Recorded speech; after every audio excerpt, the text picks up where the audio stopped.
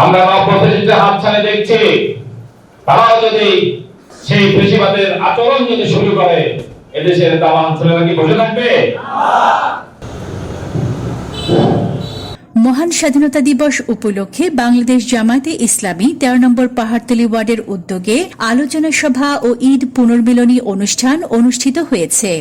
২৬শে মার্চ সন্ধ্যায় খুলশী থানাধীন সেগুনবাগান ইসলামী পাঠাগারে আয়োজিত আলোচনা সভায় ১৩ নম্বর ওয়ার্ডের আমির মাওলানা ওমর ফারুকের সভাপতিত্বে ও প্রফেসর মুহিবুল্লাহ সঞ্চালনায় প্রধান অতিথি হিসেবে উপস্থিত ছিলেন বাংলাদেশ রেলওয়ে এমপ্লয়িজ লীগের কেন্দ্রীয় কার্যকরী সভাপতি সেলিম পাটোয়ারি। প্রধান বক্তা হিসেবে উপস্থিত ছিলেন ১৩ নম্বর পাহাড়তলী ওয়ার্ডের সাবেক কাউন্সিলর মাহফুজুল আলম। আমরা বাঙালি জাতি অনেক বড় দুর্ভাগা জাতি। ২০০ বছরের গোলামের জিনজির আমরা বরণ করেছি। এরপর ভারতীয় সরকার বিভিন্ন লড়াই সংগ্রাম আন্দোলনের কারণে, বিশেষ করে যে ধোঁয়া তুলে আমাদের দেশটি ভাগ হয়েছে, মূল কারণ ছিল শোষণ এবং বঞ্চনা, বৈষম্য, অর্থনৈতিক শোষণ। এই কারণেই তো আমাদের দেশটি ভাগ হয়েছে। যে সমবন্টন হচ্ছে না পূর্ব পাকিস্তান এবং পশ্চিম পাকিস্তানে, সেই অধিকার আদায় করতে গিয়ে ১৯৭১ সালের ২৫শে মার্চ কালো রাত্রিতে পাকিস্তানি সেনাবাহিনী বাংলাদেশের ঘুমন্ত নিরীহ মানুষের উপর ঝাঁপিয়ে পড়েছে, আমাদের নিরীহ বাঙালিদেরকে হত্যা করেছে। তার বিরুদ্ধে দেশের কামাল ছেলেরা, জনতা প্রতিরোধ করে ৯ মাসে যুদ্ধ হয়েছে। আজকে সেই যুদ্ধের ইতিহাস ৫৫ বছর পেরিয়ে গেল, আমরা সেই প্রকৃত ইতিহাস আমরা এখনো জানতে পারি না। আমরা মনে করি একটি গোষ্ঠীর কৃতিত্ব, একটি দলের কৃতিত্ব, একটি দল ছাড়া দেশের স্বাধীনতা সংগ্রামে কেউ সম্পৃক্ত ছিল না।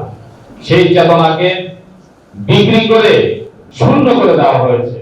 বিগত ১৭ বছর আপনারা দেখেছেন, সবকিছুতেই মুক্তিযুদ্ধের চেতনা, সবকিছুতেই মুক্তিযুদ্ধের চেতনা। চেতনার নামে ব্যাংকগুলো খালি করে দেওয়া হয়েছে, চেতনার নামে বিরোধী রাজনীতিদেরকে নিঃশেষ করে দেওয়া হয়েছে, গুম করেছে, খুন করেছে। ২৪ সালে ছাত্র জনতার আহ্বানে এই ফ্যাসিস্ট সরকারকে এই দেশ থেকে বিতাড়িত করেছে। আমরা দেখতে পাচ্ছি নবপ্রতিষ্ঠিতের হাতছানি। আমরা নবপ্রতিষ্ঠিতের হাতছানি দেখছি, তারাও যদি সেই ফেসিবাদের আচরণ যদি শুরু করে, এদেশের তামাম ছেলেরা কি বসে থাকবে? না। আমাদের আমিরা জামাত বলছেন, যদি সুন্দরভাবে দেশ চালান, আমরা কি করব? সহযোগিতা করব। আর যদি ডানে বামে বিগত সরকারের মতো যদি আচরণ করেন, তাহলে আমরা ছাত্র জনতাকে নিয়ে আমরা আপনাদের বিরুদ্ধে প্রতিরোধে নামবো।